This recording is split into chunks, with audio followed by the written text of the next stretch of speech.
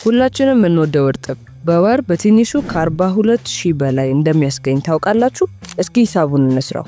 እርጥብ አዲስ አበባ ውስጥ ከ60 እስከ 120 ብር ድረስ ይሸጣል። እኛ ግን በ70 ብር እንይዘዋለን።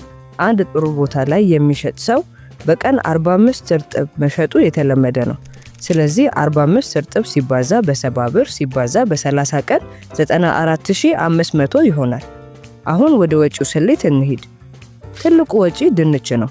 1 ኪሎ ድንች ለ4 እርጥብ ስለሚበቃ ለ45 እርጥብ 11 ኪሎ ከሩብ ይበቃናል። ግን እኛ በ12 ኪሎ እንይዘውና 1 ኪሎ ድንች 40 ብር ስለሆነ 40 ብር ሲባዛ በ12 ኪሎ 480 ይመጣል። ይህም በ30 ቀን ስናባዛው 14,400 ይመጣል። እርጥቡ ሽንኩርት ይጨመራል፣ ግን ብዙ ስላልሆነ የሚጨመረው 2 ኪሎ በቀን ብንመድብ በ200 ብር በወር 6,000 ብር እናወጣለን። ሌላው ዘይት ነው።